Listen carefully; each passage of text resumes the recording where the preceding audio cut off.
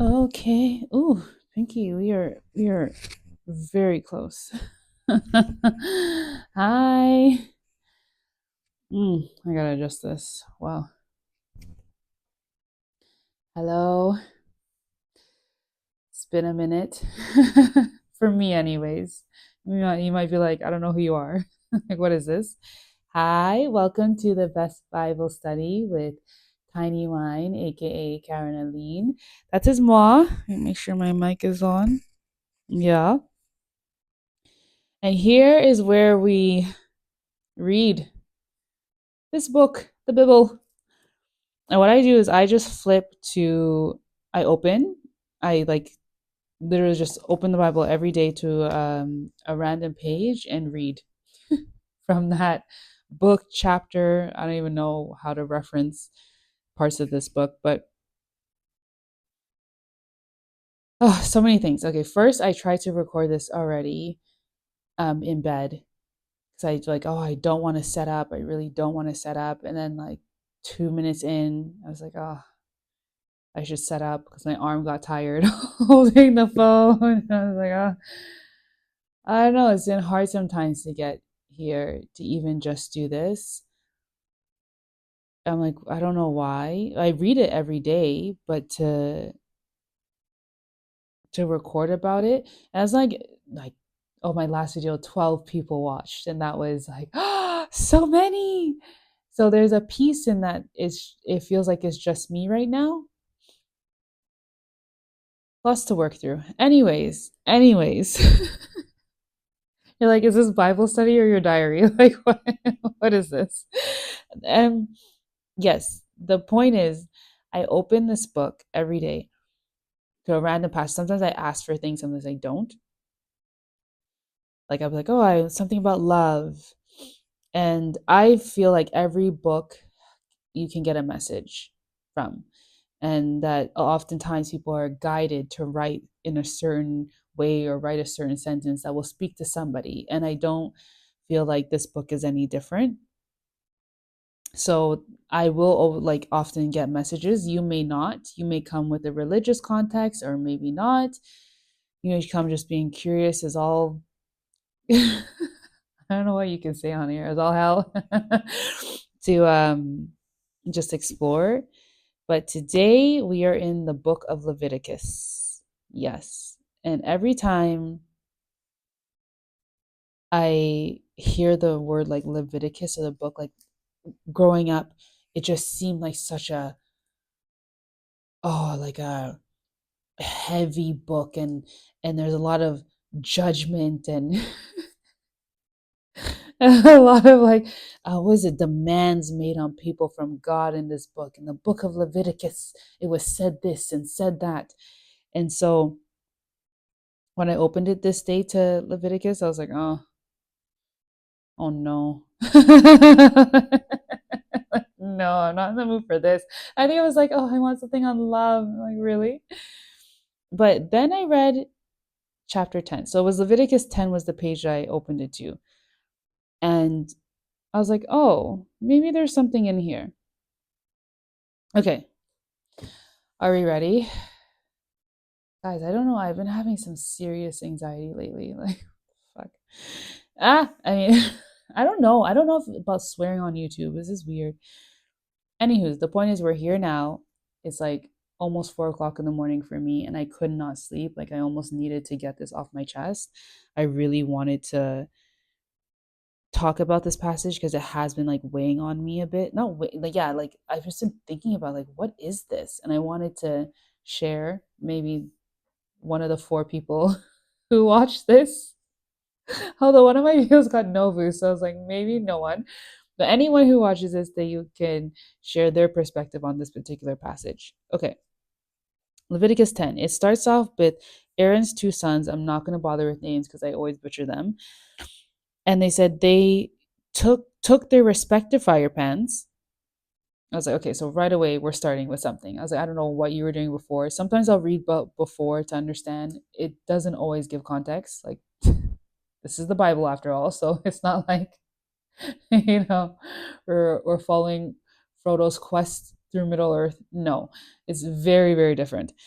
So they had their fire pans, and they placed incense and offered a strange fire, okay, before the Lord, which he had not commanded them to do. And then the fire came out from the presence of the Lord and consumed them. So right away, it was like they did something they were, I guess, not supposed to, or whatever that is, and they died. Bam. And then Moses said to Aaron, because these are his two sons, and like I'm guessing they're in the room together, and he's watching this happen. And Moses says to Aaron, who I realize is like, oh, this is part of your book too. But he says to him, I want to say this quote. It is what the Lord spoke, saying, by those who come near me, I will be treated as holy, and before all the people, I will be honored. So Aaron therefore kept silent. Literally, that's what it said. And I read that over and over again because I was like, I feel like Moses said something that I was like, does this really have to do with what we just witnessed? Really? Does it seem so? I so and then even when I went to the other side, because my Bible has like the time it was the speech it was written in, and then the message, which is like the translated version, or yeah, the easier to like interpret version. And even when I was like, what did he say? He says, this is what Moses says to Aaron, okay, and this is what God meant. This is what Moses said. This is what God meant when he said, to the one who comes near me, I will show myself holy. Before all the people, I will show my glory. Aaron was silent. That's next. And then it's like, bam. Oh, I think I'm getting something else right now. Oh, because I always took that as like Moses said something that Aaron would understand, like his sons did something wrong, so that's why this happened. And Aaron was like, okay, I can't say ish. Like I said nothing. I could say nothing I could do, and he left it.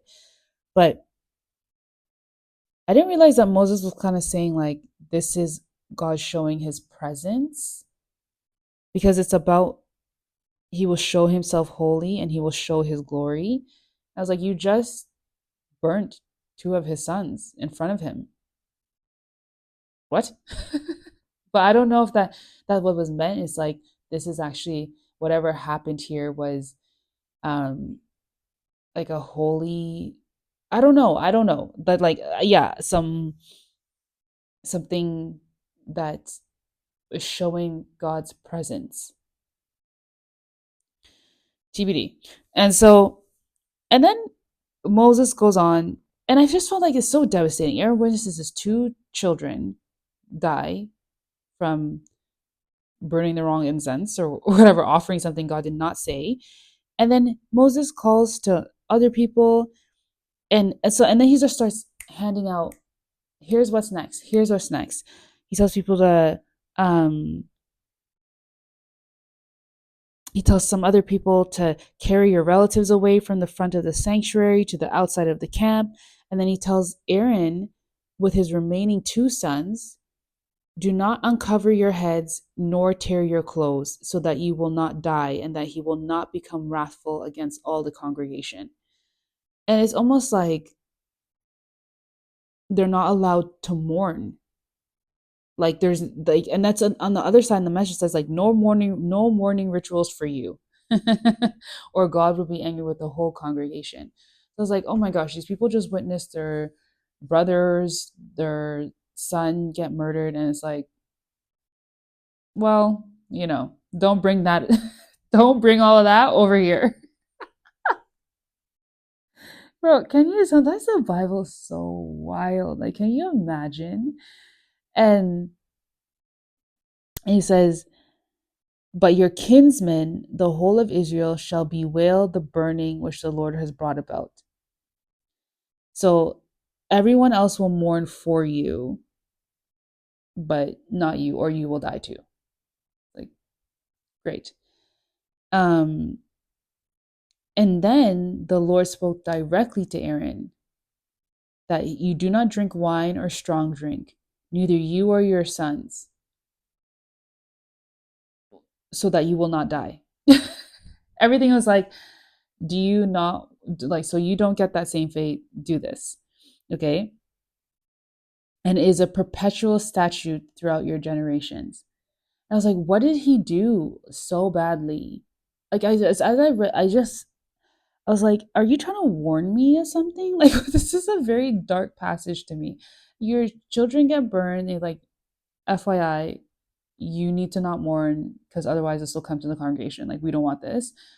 Also, you can't drink or numb your pain in any way, shape, or form for all generations to come. Like, it's just like at this point, it's like, okay, what's next? Like, sure. And then so this and the Lord says that directly, okay? And then Moses says to Aaron, he gives us this like instruction. It's the paragraphs like this of like, take the grain of what's left, prepare it this way, eat it this way, and then offer it like this. The breast of the I guess the breast of the wave offering, however, the thigh of the offering, you may eat in a clean place and you may eat. It's like so specific, all their instructions. Okay. And it says, hold on. And then it's like, and then, yeah, there's, you do this with the thigh, wave it over here. Like, I was just like, oh my gosh. And then there was one thing about, along with the offerings by fire of the portions of fat to present as a wave offering before the Lord. And it's like, wow, these people don't get a break. And so it shall be a thing perpetually due to you and your sons with you, just as the Lord has commanded. Okay. But when Moses was searching for the goat the goat of the sin offering, apparently. Oh, is it, and like this is why I was like, what did they do? What did they do so bad? And maybe you're like, maybe if you flip back, you would know. like like maybe you would know. But anyways, Moses starts searching for this goat. Okay. And he gets angry with the surviving two sons because he says, why did you not eat the sin offering at the holy place? Because the whatever he's searching for was burnt up. He's like, why didn't you eat it when I told you? I gave, like, quite frankly, those instructions were quite clear. I'm not gonna lie, there were plenty, but it was very, very clear. And he's like, I gave it to you to bear away the guilt of the congregation, to make atonement for them before the Lord. Like, this wasn't even just about you, this was also about other people. And you should certainly have eaten it in the sanctuary, just as I commanded. And Moses is like going off. But then Aaron says, behold, this very day they presented their sin offering and their burnt offering before the Lord. Okay? When things like this happen to me, if I had eaten a sin offering today, would it have been good in the sight of the Lord? And then Moses heard that and it seemed good in his sight. That's the last word. Okay? And I just want to like go back to right after the sons die, and Moses is like, God is going to show himself. He will show up and show out. So, and this is what happened when your sons didn't do what they were supposed to. And then it was like, now y'all don't mourn because it'll pass on to the congregation. We will mourn on your behalf. There's certain things you need to do. The Lord spoke to him, like, you're not allowed to drink for your generations to come. And then Moses like, and you need to do this. You need to take this grain offering and all these things, all these things, all these things. And then Moses comes and is like, but you didn't. You didn't do that particular, especially the offering part, because this goat is burnt. And I'm mad at your other two sons. And he's wondering, like, why would you do this and not bring this like ease to the rest of the congregation? And the way Aaron responds is like, did you see what happened? Like, did you see what happened? And that, like, literally, I've lost two sons. So why would I go and eat the absolute, like, why would I participate in this right now? Like, why would the Lord want me to participate? And Moses was like, oh, makes sense. At least that's how I interpreted it, okay? And even in the message part, it says that. Um, do you think God would have been pleased if I had gone ahead and eaten the absolute offering today? It's like, just maybe if it's even a sacred ritual. And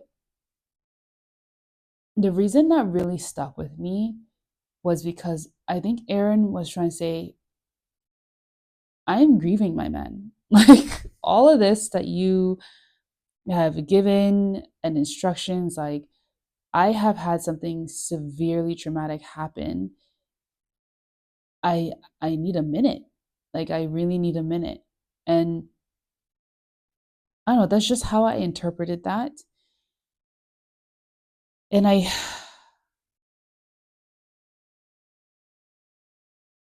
it made me think of, oh, it's like actually emotional, just times when you're following, whether you call it your intuition, your guidance, your God, the universe, divinity, spirit, it doesn't matter.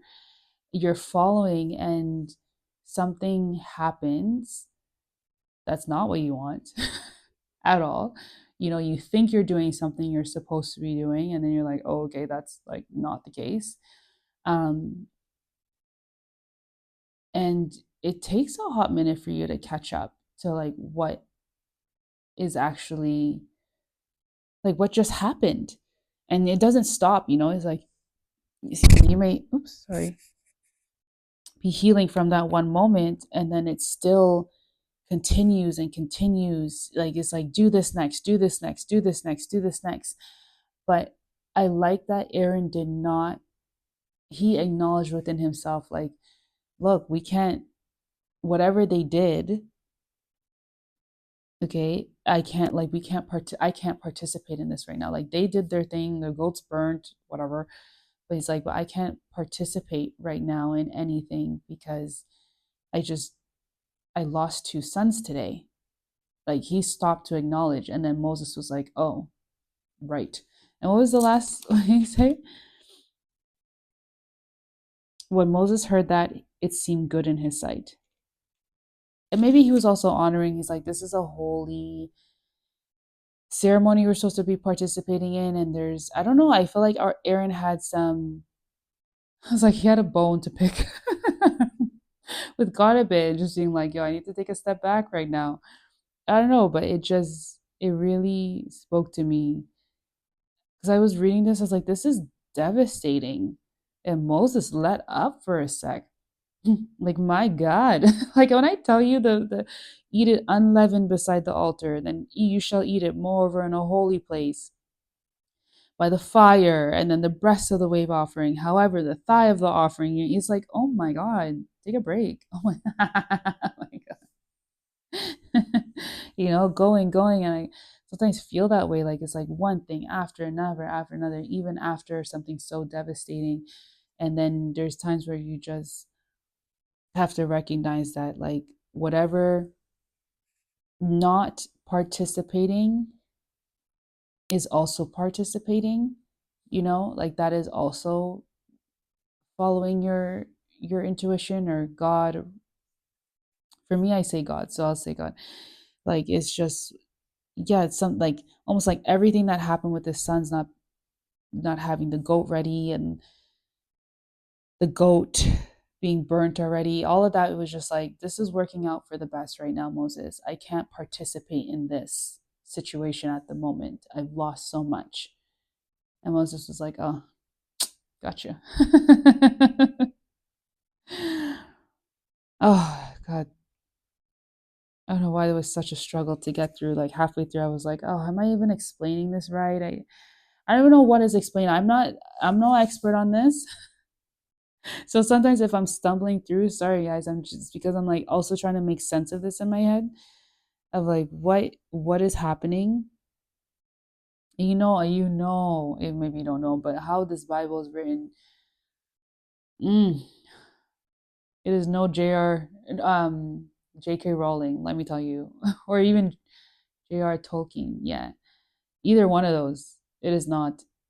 Okay, they're not like, let's go from chapter to chapter, paint a pretty picture. It's so hard. So if you see me like pausing and being like, oh, it's because I'm like my head hurts. I'm like trying to piece things together and formulate a few thoughts. But oh yeah, that was a Leviticus 10 for me. Some and maybe that was like also, I can't remember what I was feeling this morning. It was a couple mornings ago that I read this, and it just gave me a peace a little bit of sometimes when I'm overwhelmed and it's like, do this next, do this next, do this next. And then sometimes I'm like, oh, I don't know, like I can't right now. And I do sometimes hear God being like, I hear you, like, okay, it's okay. But I don't always trust it. Sometimes like, are you sure? As Moses was saying, like, eat this unleavened and wave the thigh, then go here, then go here. And it's like, maybe just right now you can focus on your loss and that there's something you're not supposed to participate in, and that's okay. I don't know, maybe maybe I'm interpreting this passage so I don't want to say wrong. No, no, no, no, no. Because I believe that's the best part about books is that anyone could read it and interpret it differently. So someone could be like, no, it means this. No, it means this. But for me, that's what it meant. It meant it's give yourself a little grace. Give yourself a little grace. Oh, God, guys, I don't know. This anxiety is hitting. Anywho, we got through it. The book of Leviticus. And yeah, let's see what happens the next time. I thank you for rocking with me. You've been listening thus far. Drop a comment on anything that you may have interpreted from this passage yourself, or if you read it before, or you're like, if you had read 8, 9, this would make a lot more sense. 10 would make more sense to you. Anything at all. I thank you for joining me, and I will see you next time on the best Bible study.